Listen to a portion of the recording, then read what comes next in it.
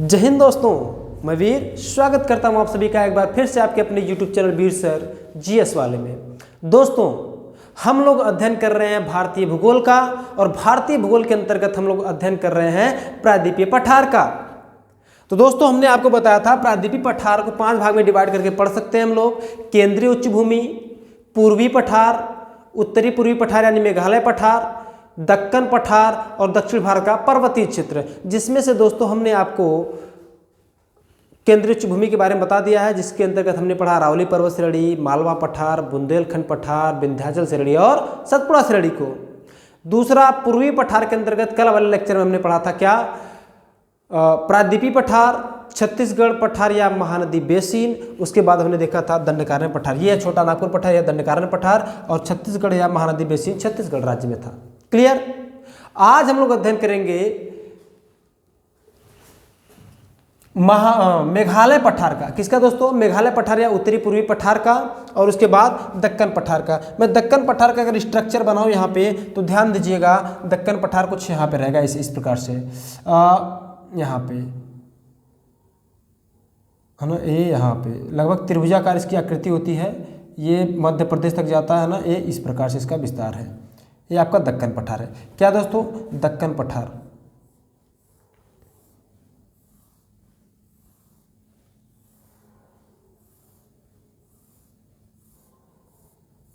है ना, ये इस प्रकार से है।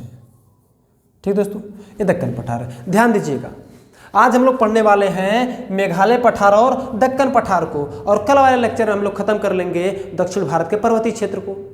तो दोस्तों, मेघालय पठार या इसी को क्या कहते हैं? शिलांग पठार भी कहते हैं। क्या कहते हैं दोस्तों? शिलांग पठार भी कहते हैं। इसी को हमने उत्तरी पूर्वी पठार कहा था, क्योंकि ये पूर्वोत्तर राज्यों में है। कहाँ है दोस्तों? पूर्वोत्तर राज्यों में। ध्यान दीजिएगा, यहाँ मैंने कुछ स्ट्रक्चर बनाए हैं। जैसे अगर मैं इनका नाम लिखना चाहूँ तो मैं नाम भी लिख दूँ। ये वाला पहाड़ी का नाम है गारो। क्या नाम भाई? गारो। दूसरे वाले पहाड़ी का नाम है खासी, और तीसरे वाले पहाड़ी का नाम है जयंतिया। अरे बोलो क्या? जयंतिया। तो मेघालय पठार के अंतर्गत 3 प्रमुख पहाड़ी है, गारो, खासी, जयंतिया। ये किस राज्य में भी है? तीनों, ये तीनों मेघालय राज्य में है ना। मेघालय पठार कहाँ है? मेघालय राज्य में है, और मेघालय की राजधानी ही क्या है? शिलांग है। इसीलिए चाहे इसको मेघालय पठार कहिए चाहे शिलांग पठार कहिए, मतलब एक ही है। क्लियर। या फिर उत्तरी पूर्वी पठार कहिए, क्योंकि ये पूर्वोत्तर भारत में है। क्लियर है दोस्तों? Very good. अभी अगर हम बात करें तो ये क्या है? एक है मिकिर पहाड़ी, है ना, और दूसरा है रेंगमा, है ना। तो मिकिर और रेंगमा ये दोनों ही किस राज्य में भाई? अरे बोलो भाई? असम राज्य में। कहाँ है दोस्तों? असम राज्य में है ना। जबकि गारो, खासी, जयंतिया ये 3 पहाड़ियाँ कहाँ हैं? मेघालय राज्य में है। ठीक दोस्तों, आइए आगे बढ़ते हैं और इनके बारे में अध्ययन करते हैं। एक एक पॉइंट्स के बारे में अच्छे से जानते हैं, है ना। तो दोस्तों, बात कर रहे हैं हम लोग पहले मेघालय पठार की, यानी शिलांग पठार की या उत्तरी पूर्वी पठार की। यहाँ पर हमने ऑलरेडी सब कुछ लिख दिया है, जैसा हम हमेशा करते हैं, ताकि कम समय में आपको ज़्यादा मैटर दिया जा सके, है ना। कम समय में ज़्यादा चीज़ों को समेट लिया जाए, नहीं तो लिखने में बताने में, है ना, समय ज़्यादा जाएगा, वीडियो लंबा खिंच जाएगा, कोई मतलब नहीं रहेगा। छोटा वीडियो है, छोटे वीडियो के माध्यम से आपका समय का भी बचत होगा, और लिखने का तात्पर्य ही यही है, समय बचाना। कौन इतना लंबा वीडियो देखेगा? उसमें लिखते रहना फिर समझाते रहना, इससे अच्छा ऑलरेडी लिखा हुआ समझा के काम खत्म। ठीक है दोस्तों, आइए आगे बढ़ते हैं। मेघालय पठार और शिलांग पठार, इसी को तो कहते हैं स्मार्ट अध्ययन, इसी को स्मार्ट कहते हैं। जो मेहनत करना मैं यहाँ खुद ही कर दे रहा हूँ, आपको कुछ नहीं करना है। आपको सिर्फ और सिर्फ लेक्चर को सुनना है और नोट्स बना लेना है। नोट्स क्या बनाएंगे? मैं खुद ही लिख दिया रहता हूँ, स्क्रीनशॉट आप लोग ले लिया करिए। हाँ, जो 1-2 पॉइंट एक्स्ट्रा मैं बताऊँ उसको ही तो बस नोट करना रहेगा दोस्तों। ठीक है, तो पहले तो आप स्क्रीनशॉट ले लीजिए। आइए आगे बढ़ते हैं। अब ध्यान दीजिए, मेघालय पठार, शिलांग पठार। मेघालय पठार जो होता है यह प्रायद्वीपीय पठार का उत्तरी पूर्वी विस्तार है। किसका भाई? प्रायद्वीपीय पठार का ही उत्तरी पूर्वी विस्तार है। अगर देखा जाए प्रायद्वीपीय पठार को, तो यहाँ मैं एक छोटा सा मैं बना रहा हूँ, इसी में ध्यान दीजिएगा, है ना। ठीक, ऐसे ध्यान दीजिए। हमने बताया था ये क्या भाई? हमारा प्रायद्वीपीय पठार था। पहले वाले वीडियो में हमने बता दिया प्रायद्वीपीय पठार स्टार्ट किया था। ठीक, ये पूरा प्रायद्वीपीय पठार है, और इसी पठार का विस्तार, यानी यहाँ से लेकर के पूरा क्या था?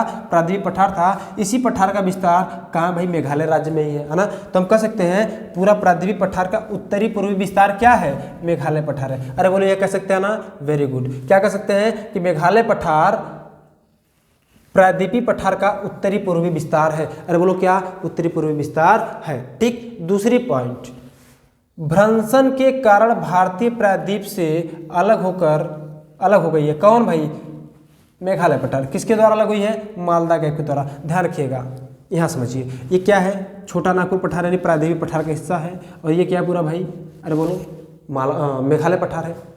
अगर आपको ध्यान में आ रहा होगा, दिख रहा होगा, तो इसको हम लोग नाम देते हैं राजमहल पहाड़ी। देखिए ये जो छोटा नागपुर पठार, इसके ऊपर क्या है? राजमहल पहाड़ी है। इधर ये पूरा इस सबको एक साथ क्या कहते हैं भाई? हम लोग मेघालय पठार कहते हैं। अब ये जो राजमहल पहाड़ी है, राजमहल पहाड़ी का ही उत्तरी पूर्वी विस्तार क्या है? मेघालय का पठार। ये जो पूरा मेघालय पठार है, इसी पहाड़ी का उत्तरी पूर्वी विस्तार है। अब कहेंगे यहाँ कैसे चला गया भाई? ये खाली नहीं है ना, यहाँ पर ध्यान रखना, यहाँ से लेके यहाँ तक पूरा क्या है भाई? बांग्लादेश है ना, खाली नहीं है, वहाँ पे कुछ नहीं है ना, वहाँ पे नदियाँ प्रवाहित होती हैं। यहाँ से कौन सी नदी निकलती है? कल ही हमने बताया था आपको, रेड कलर के तरह इधर देखो, यहाँ से निकलती है गंगा नदी है ना, इस प्रकार से आकर के कहाँ प्रवाहित हो जाती है भाई? बांग्लादेश में, है ना। उसके बाद यहाँ मानसरोवर से निकलती है एक और नदी ब्रह्मपुत्र, जो अरुणाचल प्रदेश राज्य, उसके बाद असम राज्य से प्रवाहित होते हुए आ जाती है बांग्लादेश में। अब बांग्लादेश में आकर के गंगा से मिल जाती है। ठीक, अब ये जो गंगा नदी है और ब्रह्मपुत्र नदी है, ये राजमहल पहाड़ी और मेघालय पठार के जो बीच वाला भाग है, यहाँ पर भ्रंशन हो गया था ना। भ्रंशन का मतलब दब जाना, धस जाना। ठीक है दोस्तों, और जब धस गया था तो भाई खाली एरिया है। और ये जो नदियां हैं, नदी क्या करती है भाई? ये ब्रह्मपुत्र नदी और गंगा नदी इसी भ्रंशन से होकर के प्रवाहित होती है। ठीक, और इसके बीच में यह जो गैप बना, इसको क्या नाम देते हैं? मालदा गैप कहते हैं। क्या कहते हैं दोस्तों? मालदा गैप कहते हैं। आपसे प्रश्न बनता है कि मेघालय पठार और प्रायद्वीपीय पठार के बीच कौन सा गैप है? मालदा गैप है। या कह सकता है कि मेघालय पठार प्रायद्वीपीय पठार से कैसे अलग हुआ है? तो मालदा गैप के द्वारा अलग हुआ है। अच्छा ध्यान रखिएगा, इस मालदा गैप को एक नाम और देते हैं, गारो गैप। क्या कहते हैं भाई? गारो गैप भी कहते हैं, क्योंकि गारो पहाड़ी सबसे पहले आती है, इस वजह से। क्लियर दोस्तों? तो मालदा गैप के द्वारा क्या क्या अलग हो रहा है? मालदा गैप के द्वारा प्रायद्वीपीय पठार से मेघालय पठार अलग हो जा रहा है। क्लियर है दोस्तों इतना बात? Very good. आशा करते हैं आप सभी को समझ में आ रहा होगा। नहीं समझ में आ रहा तो कमेंट जरूर करिएगा, मैं और अच्छा समझाने का प्रयास करूंगा। मैपिंग जगह पे चल रहा है, आप मैप उठाइए, एक तरफ मैप पर बना लीजिए, और दूसरी साइड करना क्या दोस्तों? आपको करना कुछ नहीं है, बस दूसरी साइड ये जो मैंने लिखवाया है उसको लिख लीजिए, और जो कुछ एक्स्ट्रा पॉइंट एक दो मैं बता दे रहा हूँ उसको भी नोट कर लीजिएगा। ठीक है, आइए आगे बढ़ते हैं। अब ये जो मेघालय पठार है, इसके अंतर्गत 3 प्रमुख पहाड़ियों को शामिल किया जाता है। जैसे मैंने यहाँ बताया भाई क्या क्या, गारो, खासी और जयंतिया। तो हमने लिखा है भाई गारो पहाड़ी, खासी पहाड़ी और जयंतिया पहाड़ी। ये तीनों पहाड़ियाँ किस राज्य में है? मेघालय राज्य में है दोस्तों। किस राज्य में? मेघालय राज्य में है। अब इन पहाड़ियों के बारे में आइए जानते हैं। ये जो गारो पहाड़ी है ना दोस्तों, गारो पहाड़ी की सर्वोच्च चोटी क्या है? नोकरेक चोटी। अरे बोलो क्या है? नोकरेक चोटी है। इसकी ऊंचाई कितना है? 1412 मीटर है दोस्तों। क्या है? 1412 मीटर है। क्लियर है? अच्छा, ये जो नोकरेक नामक स्थान है ना, नोकरेक एक यहाँ पर जैव मंडल संरक्षित क्षेत्र भी है, जिसको यूनेस्को द्वारा क्या किया भाई? संरक्षण दिया गया। 2009 में नोकरेक जैव मंडल आरक्षित क्षेत्र को 2009 में संरक्षण दिया गया। किसके द्वारा? यूनेस्को के द्वारा। अब आपके लिए प्रश्न रहेगा कि यूनेस्को की स्थापना कब हुआ था? यूनेस्को का फुल फॉर्म क्या है? ठीक है, क्योंकि ये भी क्या होता है, स्टैटिक जीके के तहत पूछा जाता है। परंपरागत सामान्य ज्ञान के अंतर्गत इस चीज को पूछा जाता है भाई यूनेस्को का फुल फॉर्म क्या है? UNESCO का। ठीक, उसके बाद इसकी स्थापना कब हुआ था? इसका मुख्यालय कहाँ है? इसको कमेंट करो दोस्तों। इस प्रश्न को मैं अगले वाले वीडियो में डिस्क्राइब करूंगा। ठीक है, वेरी गुड। तो ध्यान रखिएगा, गारो पहाड़ी की सबसे ऊंची चोटी क्या है? नोकरेक चोटी है। इसकी ऊंचाई कितनी है? 1412 मीटर। अगर बात करें खासी पहाड़ी की, तो जो खासी पहाड़ी की सर्वोच्च चोटी है उसका नाम है शिलांग चोटी। अरे बोलो क्या? शिलांग चोटी। और शिलांग चोटी की ऊंचाई कितनी है? 1960 मीटर है। कितना दोस्तों? 1960 मीटर है। अब ध्यान रखिएगा, ये जो शिलांग चोटी है, ये पूरे मेघालय पठार की क्या है? सर्वोच्च चोटी है। क्या भाई? पूरे के पूरे मेघालय पठार की सर्वोच्च चोटी है। कौन? शिलांग चोटी। क्लियर? शिलांग चोटी खासी की तो सबसे ऊंची चोटी है, यह है, लेकिन पूरी मेघालय पठार का भी क्या है? सर्वोच्च चोटी है। इतना क्लियर है दोस्तों? अरे बोलो पहले, इतना क्लियर है? Very good. अब ध्यान रखिएगा, ये जो खासी है ना, इसी खासी पहाड़ी के पास एक स्थान स्थित है, मासिन राम। क्या दोस्तों? मासिन राम। अब बताओ दोस्तों कि मासिन राम क्या है भाई? मासिन राम क्या है? अगर आपको पता होगा तो कमेंट जरूर करिए। कमेंट क्या करेंगे मैं अभी बता दे रहा हूँ। जो मासिन राम है दुनिया में सबसे ज़्यादा वर्षा वाला स्थान है ना, यानी कि दुनिया में सबसे ज़्यादा वर्षा कहाँ होता है? मासिन राम में होता है। लगभग 1085 सेंटीमीटर होता है। कितना दोस्तों? 1000 सेंटीमीटर से अधिक होता है, जबकि औसत वर्षा जो होती है वह 200 सेंटीमीटर ही मानी जाती है। कितना? 200 सेंटीमीटर। लेकिन यहाँ पर कितना होता है दोस्तों? 1000 से ज़्यादा सेंटीमीटर वर्षा होती है ना, 1000 प्लस सेंटीमीटर वर्षा होती है। इसीलिए जो मासिन राम है ये दुनिया में सर्वाधिक वर्षा अगर पूछे कहाँ होता है तो मासिन राम में होता है। और मासिन राम के पास क्या भाई? चेरापूंजी है। क्या है? चेरापूंजी। कई बार मासिन राम ऑप्शन में नहीं रहता है तो पूछ देता है बताओ भैया सबसे अधिक वर्षा वाला स्थान क्या है? तो मासिन राम के बाद क्या है भाई? चेरापूंजी है। अरे बोलो क्या? Cherrapunji. Clear? Very good. Jaintia पहाड़ी से कुछ नहीं पूछता, बस इतना ध्यान रखना कि जयंतिया पहाड़ी कहाँ है? मेघालय में। गारो खासी जयंतिया तीनों ही मेघालय में। क्लियर दोस्तों? क्या इतनी बातें समझ में आई हैं? Very good. आगे बात करते हैं। अब ये जो मेघालय पठार है इसी के अंतर्गत असम राज्य में 2 पहाड़ियाँ स्थित है। कौन कौन सा? मिकिर और रिंगमा। ये हमने बताई भाई है ना, क्या? मिकिर और रिंगमा। ये दोनों किस राज्य में है? असम राज्य में। किस पठार के अंतर्गत है? मेघालय पठार के अंतर्गत, है ना। 1 मिनट समझ दीजिए, इसको फिर समझ लीजिए, है ना।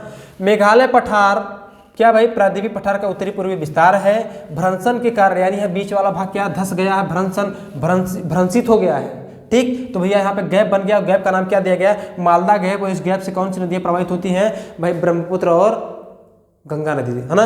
ये दोनों नदियाँ प्रवाहित होती है। और ये क्या भाई? ये है राजमहल पहाड़ी। अच्छा, राजमहल पहाड़ी किस राज्य में स्थित है भैया? देखिए झारखंड राज्य में है। अगर आपसे पूछता है कि राजमहल पहाड़ी कहाँ है तो राजमहल पहाड़ियाँ या फिर राजमहल पहाड़ी झारखंड राज्य में है। क्लियर? जबकि गारो खासी जयंतिया कहाँ है भाई? ये तीनों कहाँ है? मेघालय राज्य में। मिकिर और रिंगमा कहाँ है? असम राज्य में। क्लियर? ये जो मेघालय पठार है किसका पूर्वी विस्तार है भाई? प्रायद्वीपीय पठार का। और पूछे किस पहाड़ी का है तो राजमहल पहाड़ी का। क्लियर है दोस्तों? Very good. आशा करते हैं आप सबको मेघालय पठार समझ में आया होगा। अगर कोई डाउट रह जाता तो हमसे आप फिर से पूछ सकते हैं।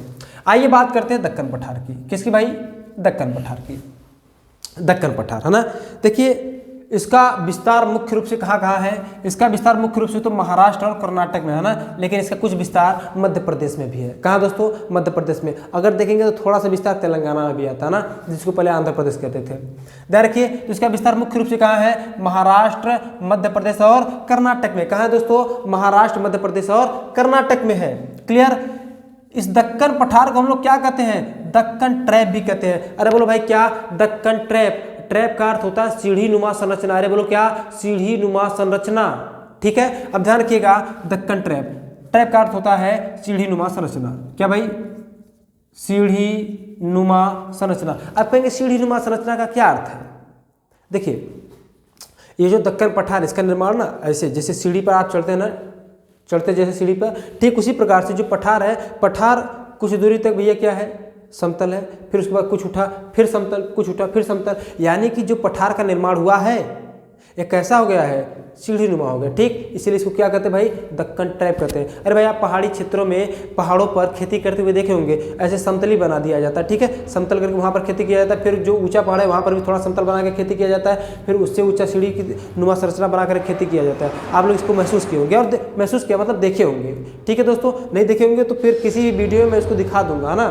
ठीक, किसी वीडियो में दिखा दूंगा, या फिर जो करंट वाला कल सुबह वीडियो आएगा उसमें मैं दिखा दूंगा। ठीक, तो ये हो गया। अब हम आगे बात करते हैं। अच्छा हाँ, अभी जो दक्कन पठार या दक्कन ट्रैप है इसका निर्माण किससे हुआ भाई? लावा से। और लावा का अर्थ होता है ज्वालामुखी का लावा। किसका भैया? ज्वालामुखी का। तो दक्कन पठार का निर्माण किससे हुआ है? ज्वालामुखी के लावा से हुआ है। और दोस्तों अगर किसी भी पठार या पर्वत का निर्माण ज्वालामुखी के लावा से होता है तो अर्थात यानी कि वह कैसा चट्टान बन जाता है? बेसाल्ट चट्टान। अरे बोलो कैसा चट्टान? बेसाल्ट चट्टान। यानी कि दक्कन पठार का निर्माण किन चट्टानों से हुआ है? बेसाल्ट चट्टानों से हुआ है। ठीक है, और जो बेसाल्ट चट्टानें होती हैं, बेसाल्ट चट्टान टूटने फूटने से, टूटने फूटने का मतलब अपरदन और अपक्षय होना। ठीक है, टूटने फूटने से किसका निर्माण होता है भाई? काली मृदा का निर्माण होता है। कैसी? काली मिट्टी का निर्माण होता है ना। अच्छा ध्यान रखिएगा, जो काली मिट्टी है इसको अंतरराष्ट्रीय स्तर पर चरनोजम कहते हैं। ये प्रश्न पूछा गया है। क्या कहते हैं दोस्तों? चरनोजम। चरनोजम कहते हैं। क्या कहते हैं? चरनोजम, है ना। ध्यान रखिए, कहा गया। हाँ, काली मृदा को अंतरराष्ट्रीय स्तर पर चरनोजम कहते हैं। आपसे ये प्रश्न पूछा गया है ना, इसीलिए मैं इसको यहाँ पर 2-3 बार रिपीट कर रहा हूँ, चरनोजम। भूलिएगा नहीं, इसके बारे में कई बार पूछा जाता है ना, ध्यान रखिए। एक दो बार तो मेरे नज़र के सामने आया, कई एग्जाम में पूछा गया है ना, और आने वाले परीक्षाओं में पूछा जा सकता है। तो चरनोजम की याद रखिएगा, ये किसका नाम है? काली मिट्टी का नाम है। क्लियर? ठीक। अच्छा दोस्तों, जब लावा से बेसाल चट्टान निर्मित होती है, बेसाल चट्टान जब टूटता फूटता है तो कैसी मृदा का निर्माण होता है? काली मृदा। और काली मृदा में किसकी खेती की जाती है दोस्तों? अभी मैंने मालवा पठार में बताया था भाई, कपास की खेती सर्वाधिक किया जाता है ना। काली मिट्टी किसके लिए उपयुक्त होता है? कपास की खेती के लिए सर्वाधिक उपयुक्त होता है। इससे पहले मैंने बताया था मालवा का जो पठार था वो अभी किससे निर्मित था? बेसाल चट्टानों से, यानी लावा से, ज्वालामुखी की लावा से निर्मित था।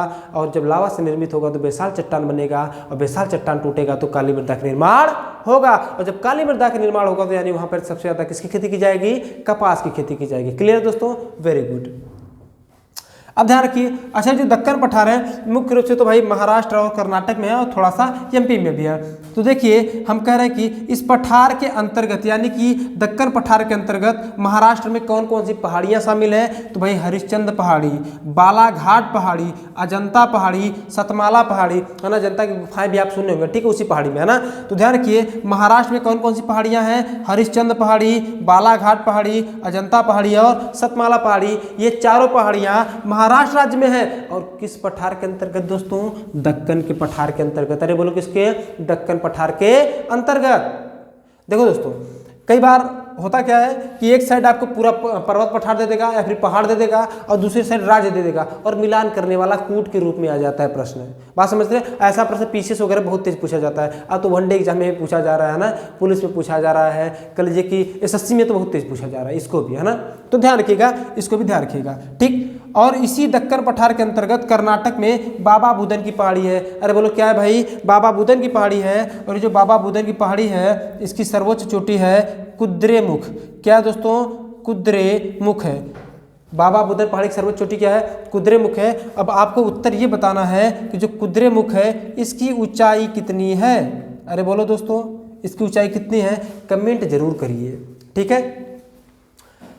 एक बार 1 मिनट का समय लेते हैं, फिर से रिकैप कर लेते हैं। मेघालय पठार, मेघालय पठार का किसका हिस्सा है भाई? प्रायद्वीपीय पठार का उत्तरी पूर्वी विस्तार है ना।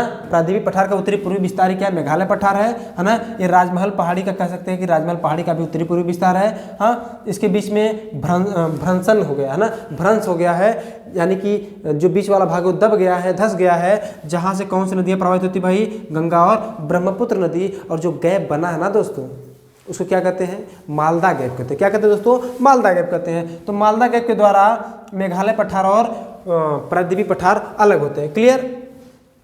इसके अंतर्गत 3 प्रमुख पहाड़ियाँ गारो, खासी, जयंतिया शामिल होती हैं, ठीक। ये तीनों पहाड़ियाँ कहाँ हैं? मेघालय राज्य में है। गारो की सबसे ऊंची चोटी नोकरेक, जिसकी ऊंचाई है 1412 मीटर। खासी पहाड़ी की सर्वोच्च चोटी शिलांग चोटी, जिसकी ऊंचाई 1960 मीटर, ठीक। और जो शिलांग चोटी है यह क्या है भाई? मेघालय पठार की सर्वोच्च चोटी है। क्लियर? और क्या था? इसके अंतर्गत असम राज्य में भी 2 पहाड़ियां हैं। कौन कौन सा? मिकिर और रेंगमा, है ना। दक्कन पठार की बात करें तो दक्कन पठार का मुख्य विस्तार कहाँ कहाँ है? महाराष्ट्र, मध्य प्रदेश और कर्नाटक, ये 3 राज्य में है। इसे दक्कन ट्रैप भी कहते हैं। ट्रैप का अर्थ होता है सीढ़ी नुमा संरचना, ठीक। और ये जो निर्माण हुआ है भैया, इसका किससे हुआ है? ज्वालामुखी के लावा से हुआ है। और ज्वालामुखी के लावा से किन चट्टानों का निर्माण होता है? बेसाल्ट चट्टानों का निर्माण हुआ है। और बेसाल्ट चट्टानों के टूटने फूटने से काली मृदा बनती है। और काली मृदा में सबसे ज़्यादा कपास की खेती की जाती है ना। इस पठार के अंतर्गत, यानी दक्कन पठार के अंतर्गत महाराष्ट्र में हरिश्चंद्र पहाड़ी, बालाघाट पहाड़ी, अजंता पहाड़ी और सतमाला पहाड़ियाँ हैं, ठीक। और कर्नाटक में बाबा बुदन की पहाड़ी है। और बाबा बुदन पहाड़ी की सर्वोच्च चोटी है कुद्रेमुख। और कुद्रेमुख की ऊंचाई आपको बताना है दोस्तों, वो भी कमेंट बॉक्स में, ठीक। तो आज का वीडियो कैसा लगा कमेंट बॉक्स में जरूर बताइएगा। थोड़ा सा उत्साहित रहिए, है ना, बाउंस बैक वाले मोड में, है ना, इंकलाब वाले मोड में, है ना। अपने आप के अंदर का जो ज़मीर है, जो सोया हुआ है, उसको जगाइए। जो हिम्मत है ना, जो आपकी क्षमता है, उसको जगाइए और अपने क्षमता के अनुसार कार्य करिए। क्षमता को अनलिमिटेड बना दो यार, जब चाहो तब, है ना। जब चाहो इतना तो सक्षम बना लो अपने आप को कि आपको किसी भी चीज़ की जब भी आवश्यकता पड़े या फिर जो भी एक काम करना चाहें उसमें थकान ना हो, क्योंकि आपके लक्ष्य को थकान से कोई मतलब नहीं है। आप काम करिए चाहे मत करिए, समय तो गुजरेगा, समझ रहे हैं ना। तो जितना जल्दी जल्दी आप काम करेंगे, जितना अच्छे से पढ़ाई करेंगे, उतना जल्दी आप अपने लक्ष्य को प्राप्त कर सकते हैं। अन्यथा लक्ष्य तो आपका वहीं रह जाएगा, लेकिन समय नहीं रह जाएगा दोस्त। तो समय की कीमत को समझिए और मेहनत से पढ़िए। तो मिलते हैं कल, आज के लिए लेते हैं आपसे विदा, और वीडियो देखने के लिए आप सभी का बहुत बहुत धन्यवाद।